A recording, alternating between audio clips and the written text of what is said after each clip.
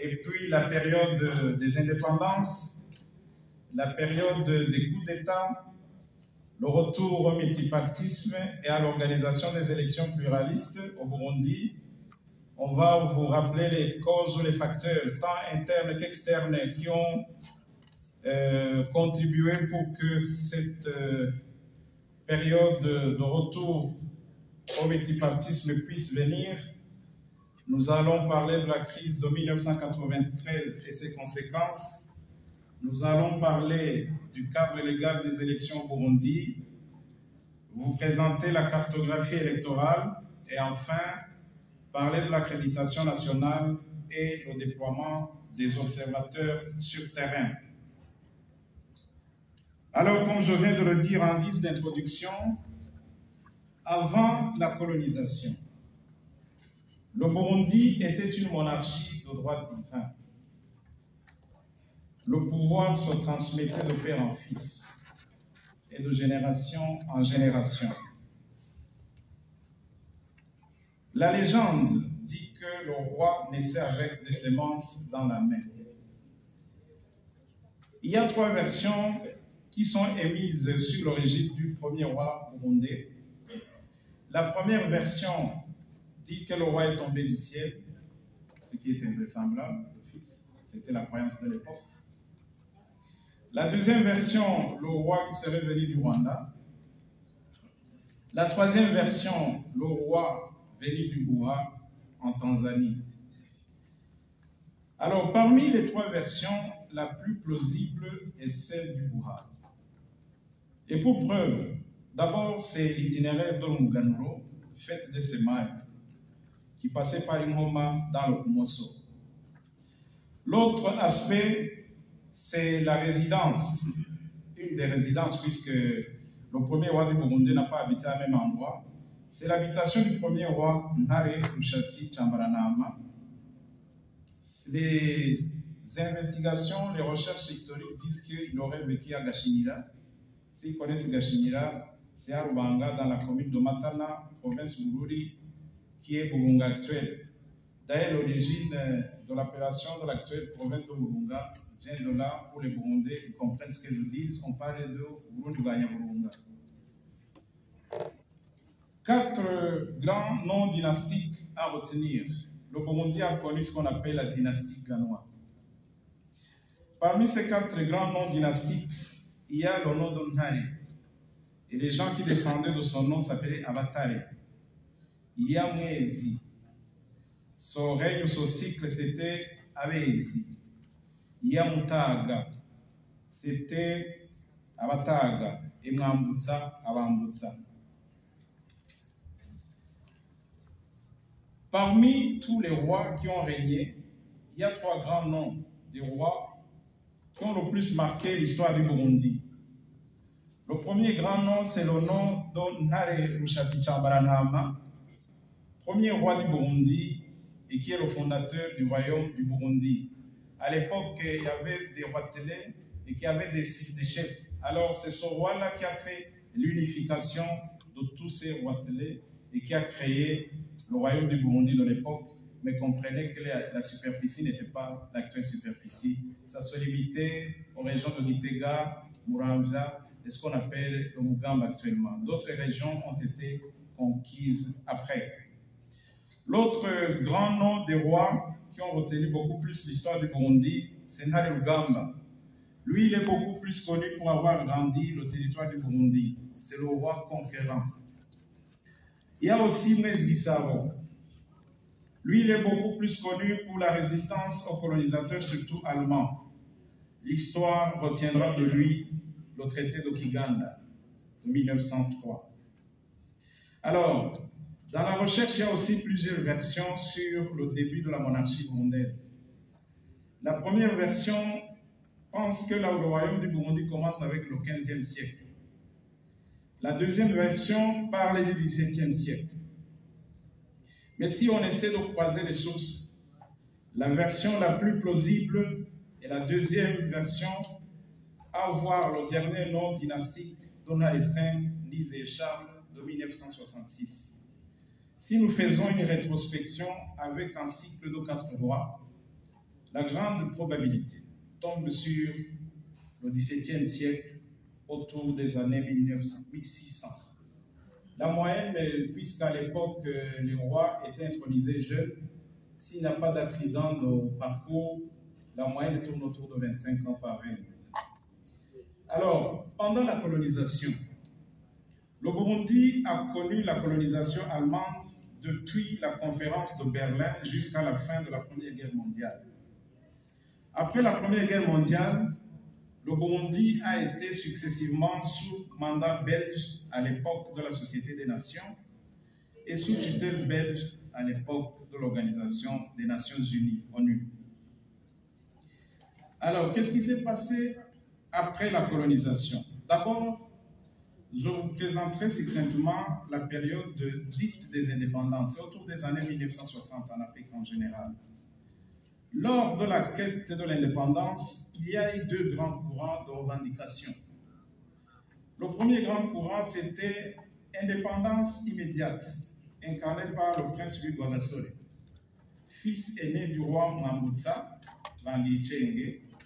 Il était à la tête du parti UPRONA, Union pour le progrès national. Ce courant était combattu par les colons. Le deuxième grand courant, c'est le courant de l'indépendance retardée. À l'époque, on disait qu'il fallait attendre au moins 25 ans. Selon cette thèse, le Burundi allait être indépendant en 1985.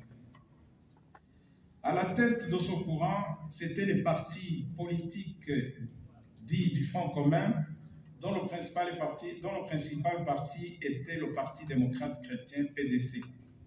Ce courant était soutenu par les colonisateurs. Deux élections furent organisées. Les élections communales de 1961 et le Front commun de l'époque les a gagnées. Et un gouvernement intérimaire a été mis en place, mais ce gouvernement n'a pas trop duré. Notons qu'à cette époque, le prince Louis Rwagasore était en résidence surveillée à Bururi. Bururi, c'est une province du sud du pays. À sa libération, il a exigé deux choses, le prince Louis Rwagasore, notamment pour la tenue des élections législatives de 1962 qui allaient suivre. Les deux choses, ou les deux conditions, c'était d'abord la supervision de ces élections par les Nations Unies. Deuxième condition, c'était la participation des femmes. Lors des élections communales de 1961, les femmes n'avaient pas voté. Alors, les élections ont été effectivement supervisées par les Nations Unies. Il y a deux noms qu'on a retenus historiquement. C'est notamment Dorsainville, qui était haïtien, et Gasso, qui était togolais. En réalité, c'était la commission électorale de l'époque, l'équivalent de l'actuelle commission qui est à Cité. Ce sont ces gens-là qui ont organisé, en réalité, techniquement, les élections de 1961 sous le mandat des Nations Unies. L'UPRONA remporta haut la main les élections législatives. Malheureusement, le prince Louis Rwagasore fut assassiné le 13 octobre 1961 et l'indépendance sera proclamée le 1er juillet 1962 après la mort du héros de l'indépendance. D'autres élections des députés vont s'organiser en 1965. Malheureusement, le germe des divisions ethniques avait déjà miné la société burundaise. Son parlement fut dissous par le roi. Il y avait déjà deux grands blocs au sein d'un même parti UPRONA. À l'époque, il y avait ce qu'on appelait le groupe Casablanca. Casablanca, c'est au Maroc. C'était un groupe dit pro-capitaliste. Il y avait aussi un groupe Monrovia dit pro-socialiste. Mais en réalité, ça c'était du vernissage. Le vrai problème, c'était des divisions ethniques internes, pro-Tutsi, pro-Hutu. En 1966, le jeune prince héritier Charles Ndizeye remplaça son père au trône et devint Nalé V. Le peu de temps qu'il a régné, l'histoire retiendra de lui qu'il a supprimé le multipartisme et consacra le parti unique UPRONA, devenu pendant plus de 30 ans parti-État. Qu'en est-il de la période des coups d'État? Le jeune prince héritier devenu roi sera renversé par un coup d'État le 28 novembre 1966 par un jeune capitaine de l'armée burundaise du nom de Michel Micombero.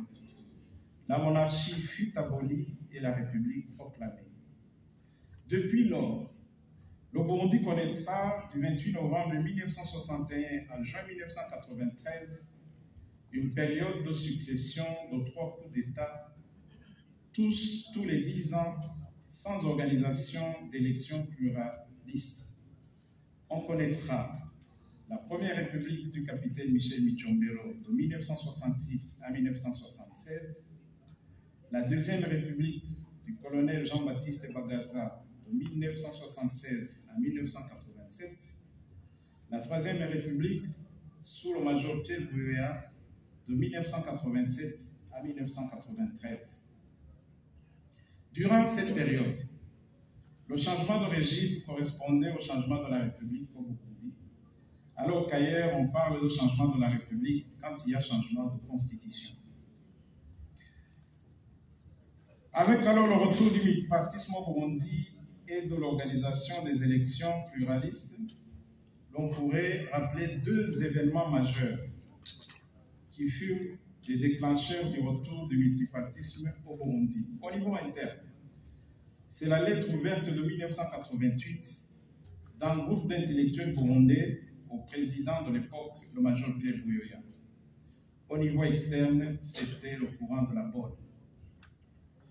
Au niveau interne, suite à la crise ethnique de Nege Marangara en août 1988, parmi les recommandations de la lettre ouverte, c'était entre autres d'analyser la question ethnique au Burundi et la participation de toutes les composantes ethniques dans la conduite et la gestion des affaires de l'État.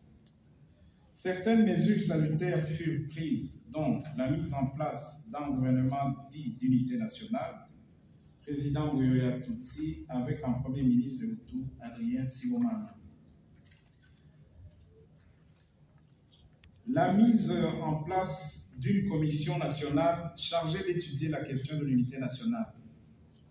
C'était la commission des 24, comme on l'appelait à l'époque. Cela aboutit à la charte de l'unité nationale votée par référendum constitutionnel et faisant actuellement partie intégrante de la constitution du Burundi. L'autre mesure salutaire, c'est qu'il y a eu la mise en place d'une commission constitutionnelle chargée de rédiger la Constitution du Burundi de 1992, qui a consacré le multipartisme au Burundi. Pour les gens qui ont mon âge plus que moi, pour rappeler de Gérald Yungeko, c'était lui le président de cette commission. Il a été aussi le premier président de la Cour constitutionnelle du Burundi. Cette constitution aboutira à l'organisation des élections de 1993, où le parti Sawanya Frodebou, à la tête Melchior Ndadaye, héros de la démocratie au Burundi, remportant haut la main les élections présidentielles et législatives de 1993. Malheureusement, il fut assassiné le 21 octobre 1993 avec ses proches collaborateurs et une crise interne éclate et a duré plus de 10 ans. Au niveau externe, c'est beaucoup plus le courant de la bolle qui a subordonné l'aide au développement, surtout aux pays dits en développement, à l'acceptation du multipartisme dans leurs pays respectifs, coupant court avec la période de coup d'État et de régimes putschistes totalitaires. Certains régimes d'Afrique, par le truchement des conférences nationales souveraines, acceptant à contre-cœur et ou malgré eux l'avènement du multipartisme dans leur pays. Le Burundi n'a pas échappé à ce courant. La crise de 1993 et ses conséquences. Après l'assassinat du président Melchior Ndadaye, le Burundi a plongé dans une grave crise politique, institutionnelle et sécuritaire qui va durer plus de 10 ans, comme je l'ai dit. En plus de 2 mouvements politico-rebelles armés, mais en veilleuse à l'époque, à savoir le Palipeuto FNL et le Front de Libération Nationale, Frolina, déjà existant, il va naître un autre mouvement politico-militaire, le CNDD. À l'époque, il y avait une branche armée, le FDD, et son mouvement politico-militaire, PMPA, comme on l'appelait à l'époque, deviendra un peu plus tard le CNDD-FDD.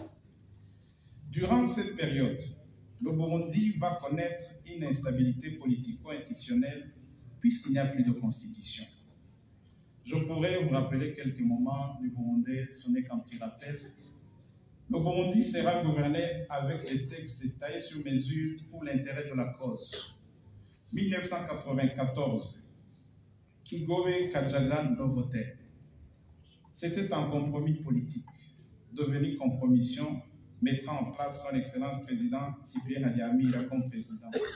Je parle de compromission pourquoi? Les mêmes personnes qui s'étaient convenues qu'il soit président de la République, la Cour constitutionnelle de l'époque, disant que le président était inconstitutionnel. Vous comprenez que donc ce compromis n'en était pas un. C'était la formule président-premier ministre, président Nadia Amira, premier ministre Tekani Kwanator. Nadia Amira meurt le 6 avril 1994 dans un attentat d'avion à Kigali avec le président du Rwanda, Juvenal Habyarimana. Le Burundi a perdu 2 chefs d'État en l'espace de 7 mois. 1995, convention du gouvernement à la tête du président Sylvestre Ntibantunganya. La formule c'était président-premier ministre, et à l'époque c'était le président Ntibantunganya et le premier ministre Luwaya. Ntibantunganya sera renversé par le major Pierre Buyoya en 1996. C'est un signe évident que le coup d'État de 1993 était toujours rampant. 1996 à 1998, c'est le retour du major Pierre Buyoya. Le Burundi sera géré sous un texte baptisé Acte constitutionnel de transition. Formule président, premier ministre. C'était Buyoya président et premier ministre Ndimira. 1998 à 2001, c'était le partenariat politique intérieur. Formule président plus 2 vice-présidents, président Buyoya, vice-président, premier vice-président avant Frédéric, et le deuxième vice-président, Sinamenye Mathias. Ici, je dois vous faire un petit commentaire. Si vous prenez la chronologie des faits, en réalité, en 1998, le mandat du Frodebou était terminé, puisque c'était un mandat de 5 ans. Or, à l'époque, il était impossible d'organiser les élections. Le président Buyoya était accusé par le Frodebou d'être putschiste et récidiviste. Mais à l'époque, Buyoya opposait le Frodebou que son mandat est terminé. Il fallait trouver un compromis politique.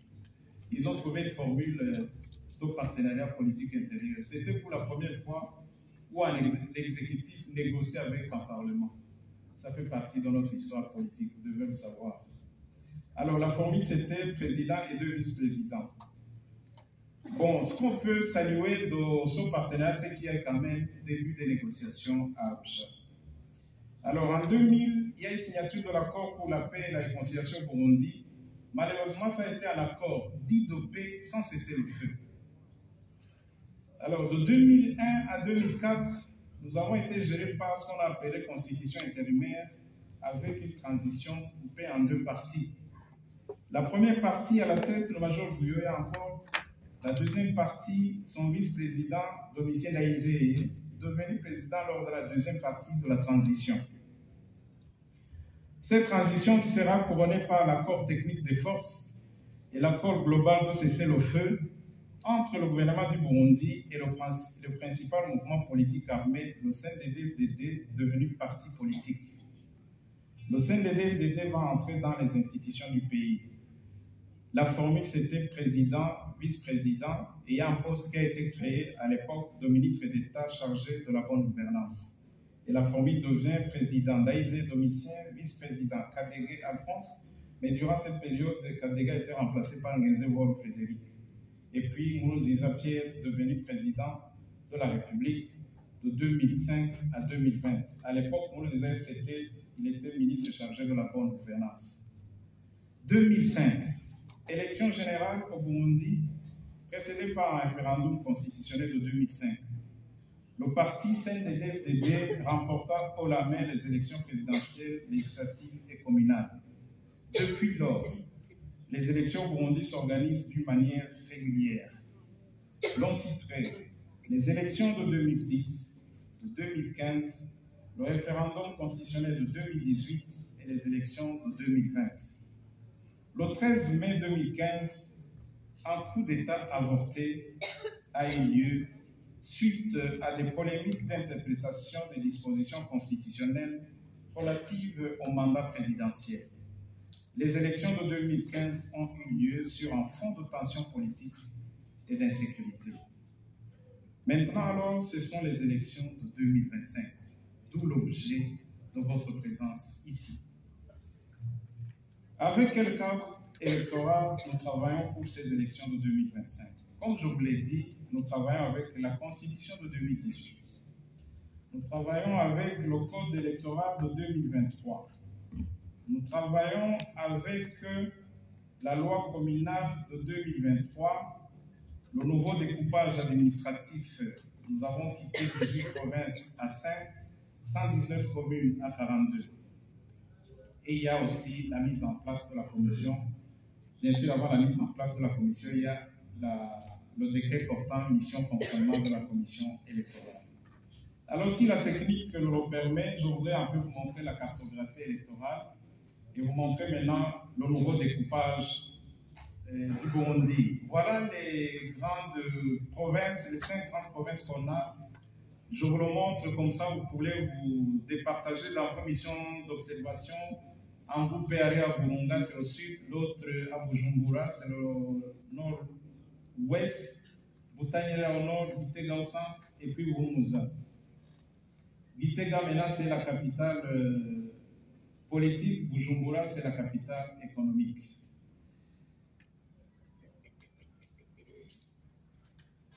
Et puis, on va vous présenter la liste des compétiteurs. Comme ce sont des élections des députés des conseils communaux, je vais faire un survol, je ne vais pas trop détailler. Voilà, pour Burumuza, nous avons 7 communes. Il y a 11 candidats en compétition, CNDD-FDD, IPONA, SENER, IPD Zigamibanga, APDR, FPI, RANAC, ADERI Bugakuri, CDP, Runani Burundi Bwabose, et à l'indépendant, Nathan Masumo Pascal. La liste est longue, continue. Et puis pour Bujumbura, il y a le CNDD-FDD, l'IPONA, SENER, IPD Zigamibanga, APD, FPI, RANAC, ADERI Bugakuri, CDP, PMP, FNER, ADEBU, Paripé Agakiza, PL, AND, Inadohoka. Bujumbura continue, RADES, FPN, Mboneza, Folina, Coalition Burundi Bwabose. Ouigenga Kirundi, c'est à l'équivalent en français l'indépendant. Donc la liste qui suit, c'est la liste des indépendants. Manira Bonaviane, Nion Chum David, Minan Vital, Nion Gabo Jules, Savion Pachadrak, Bouddha Emmanuel. Je suis un peu loin. Nzeima Anatoma, Naïma Nadjidone, c'est un pasteur, Niungeko Cyprien et Nibigira Ernest. Pour Burunga, les compétiteurs, c'est CNDD-FDD, IPONA, SENER, IPD Zigamibanga, APDR, FPI, RANAC, ADER Bugakuri, CDP, PMP, ADEBU, Samé Pader, PL, ALD Inadohoka, Runani Burundi Bwabose. Pour Butanyerera, c'est CNDD-FDD, IPONA, SENER, IPD Zigamibanga, APDR, FPI, ADER Bugakuri, CDP, PMP, FNER, ADEBU, Paripé Agakiza, Samé Pader, KZFDD, Coalition Burundi Bwabose. Pour Gitega, centre du pays, capitale politique, c'est le CNDD-FDD, l'IPONA, SENER, IPD Zigamibanga, APDR, FPI, RANAC, ADER Bugakuri, CDP, PMP, Paripé Agakiza, RADES, FP, Liboneza, Coalition Burundi Bwabose. Ça, c'est la liste des députés que vous allez suivre lors de l'observation électorale. Maintenant, la liste des partis politiques pour les conseillers communaux. Ici, je préviens, c'est un scrutin combiné, députés, conseils communaux. Il y aura un bulletin de vote unique pour les députés, un bulletin de vote unique pour les conseils communaux. Alors, je ne sais pas si je dois détailler, peut-être pour Burumuza, je vous dirai les communes. Boutaganzo, il y a 2 candidats en compétition, CNDD-FDD, Ipona. Boutihinda, 3 candidats en compétition, CNDD-FDD, Ipona, Senel. Tchamouzo, 4 candidats en compétition, CNDD-FDD, Ipona, Senel, FPI. Boumouza toujours à Gisagara, CNDD-FDD, Ipona, Gisuru, CNDD-FDD, Mouinga, CNDD-FDD, Ipona, Ranak, FPI, IPD, Zigamibanga, Ruigi, CNDD-FDD, Ipona, Boubanza, CNDD-FDD, Ipona, Senel, AD Bugapuri, MPH, APDR, Bukinanyana, CNDD-FDD, Senel, Ipona, Radebou, Paipé, Agakiza, Chibitoke, CNDD-FDD, Senel, Ipona, Bujumbura, Issa, CNDD-FDD, SNL, Ipona, FPI, Manda, CNDD-FDD, SNL, Ipona, APDR, Mugere, CNDD-FDD, CNL, Ipona, MSP, Ininzo, Bujumbura toujours, Mugina, CNDD-FDD, CNL, Ipona, Muhuta, CNDD-FDD, Ipona, Mukaza, CNDD-FDD, CNL, Ipona, IPD, Zigamibanga. Nahangwa, en fait, c'est la capitale. Là, vous êtes en Nahangwa. C'est CNDD-FDD, CNL, Ipona, IPD, Zigamibanga, FPI, APDR, Guibaga, CNDD-FDD, CNL, Ipona. Maintenant, nous allons à Burunga, c'est au sud du pays. Les compétiteurs en lice, c'est à Bururi, c'est CNDD-FDD, CNL. Makamba, c'est CNDD-FDD, Ipona, CNL. Matana, c'est CNDD-FDD, Ipona, CNL. Moussongati, c'est CNDD-FDD, CNL, Piebou. Il y a un indépendant du nom de Sabimana Barnabé. Nyanza, avant c'était Nyanza Lac. Lac a été enlevé. On ne demandait pas trop pourquoi.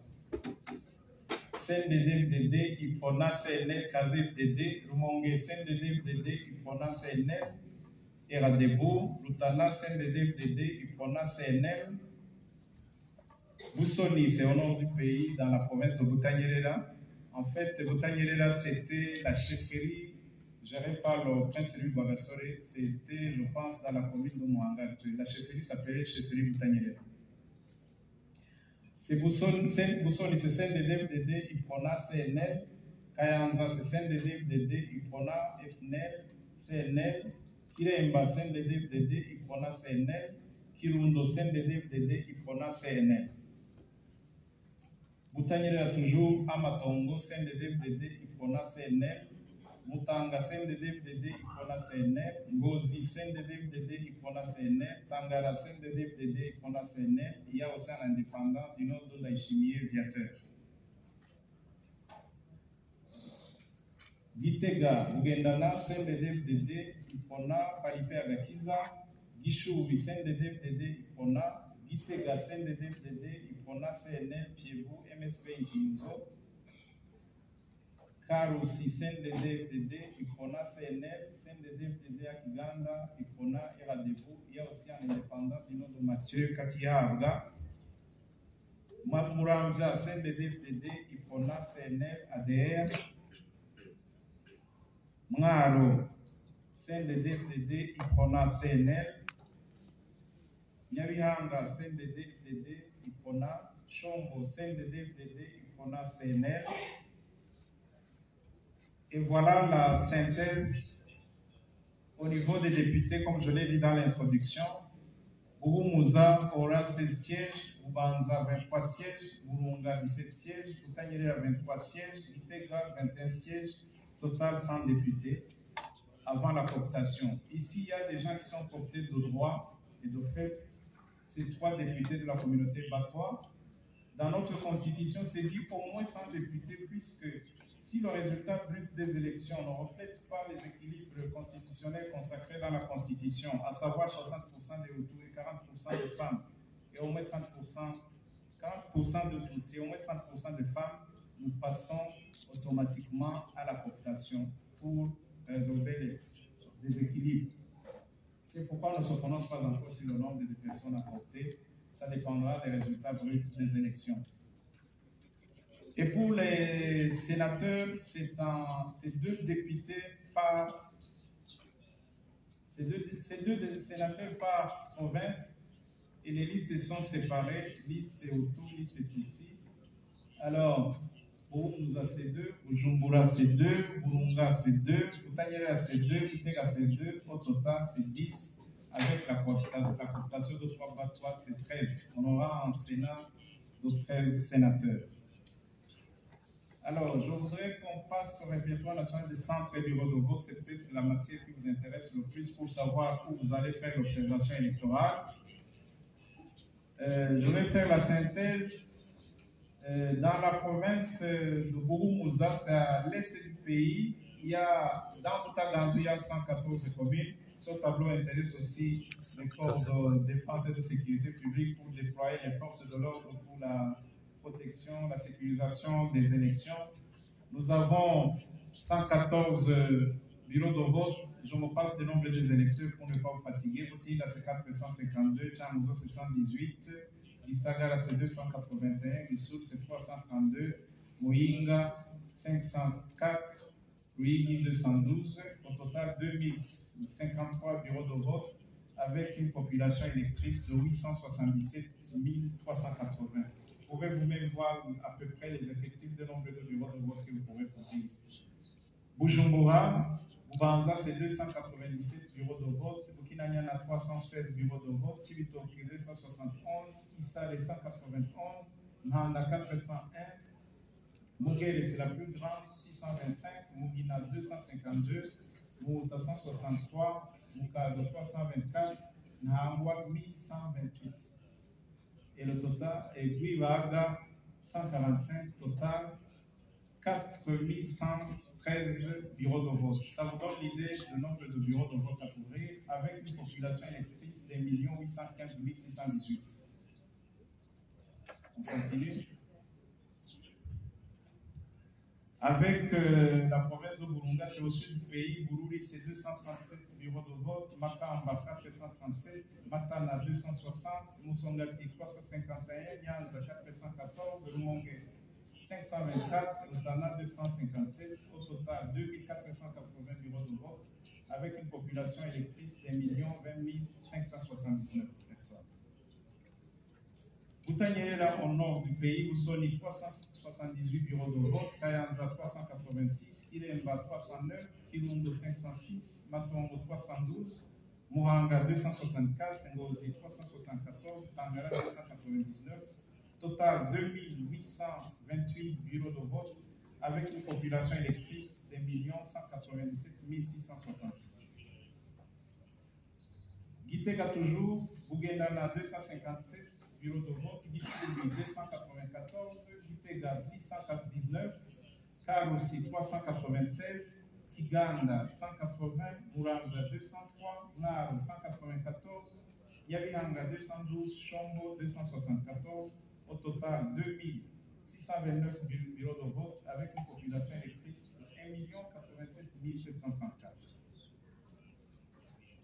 Voilà la synthèse nationale, c'est peut-être la partie qui vous intéresserait le plus. À Bubanza, nous avons cette commune, 2053 bureaux de vote avec une population électrice de 877 380. Bujumbura, 4113 bureaux de vote avec 1 815 618 électeurs. Burunga, cette commune, 2480 bureaux de vote avec 1 20 579 électeurs. Boutanyerera, 8 communes, 2828 bureaux de vote avec une population électrice 1 187 666. Gitega, 9 communes, 2629 bureaux de vote avec 1 87 734 électeurs. Total national avec les 42 communes, 14 103 bureaux de vote avec une population électrice de 5 998 977. Nous avons quelques bureaux à l'étranger pour les Burundais de la diaspora, 53 bureaux de vote avec 14 521 électeurs. Total général, 14 156 bureaux de vote avec 6 13 498 électeurs. Voilà la cartographie, si je puisse le dire d'une façon ramassée, des Burundais qu'on attend pour les élections. Bien entendu, nulle part au monde, le taux de participation n'est jamais de 100%. mais nous pensons que le taux de participation sera assez intéressant. Les accréditations au niveau national, ici, je présente d'ores et déjà des excuses pour les gens qui ne vont pas se voir sur la liste des accrédités. Il y a des accréditations qui sont tombées aujourd'hui matin. On n'a pas encore finalisé. Là, ce sont les accréditations qu'on avait il y a quelques jours. Alors, d'ores et déjà, j'implore votre indulgence. Si les gens trouvent qu'ils ne sont pas sur le tableau, le traitement est en cours. Et je vous dis tout de suite, demain nous serons très bousculés. Adressez-vous au commissaire François Bizimana qui se lève pour que vous le voyez et qu'il vous donne son téléphone. Ne me téléphonez pas, demain je ne serai pas là. Pour des raisons que vous pouvez deviner. Mais je vous confie, commissaire François, pour les accréditations non encore finalisées.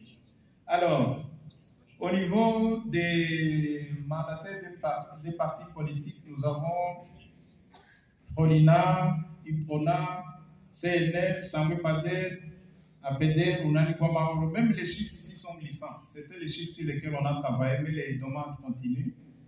La technique suit. Et puis pour la société civile, il y a IZD, UE, Cebu, Codip, Onlope, NAD, AGCSSVC, Afrabo, AJAP, CASPD, SFPP Navariza, CAPES Plus, CEP, SNEB, là je ne vois pas très bien, les yeux commencent à souffrir, APFPI, et puis BNAE, Forum National des Femmes, Wadam Burundi, Bel Burundi, Kazaf, Folicom, PIS Burundi, Akopa Burundi, Digzenui Emure, APTTBU, WAP Burundi, ABA, Folicom, SEDA, Komibu, AED Burundi, NDV, Alushoto, le CPRBU, MAC, CPADF, OTE Rumura.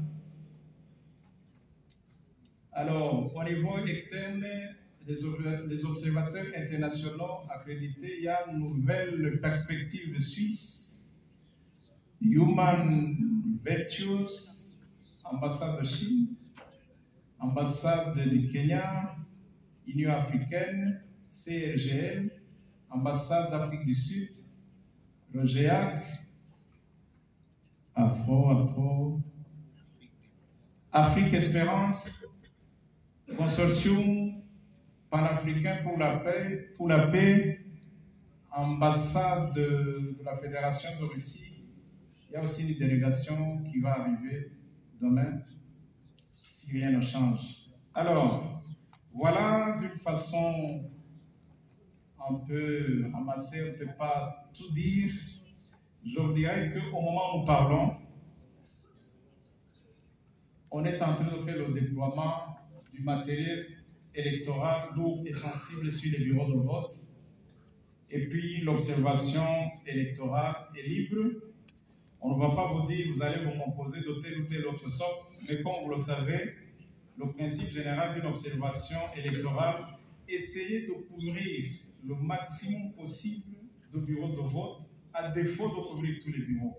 Mais tel que je vous vois, même si vous affectez une seule personne par bureau de vote, vous ne pourrez pas couvrir 14 103 bureaux de vote. Mais vous pouvez faire la représentation, vous répartir par axe, axe sud, axe nord, axe est, axe ouest, centre, pour faire ce qu'on appelle l'échantillonnage.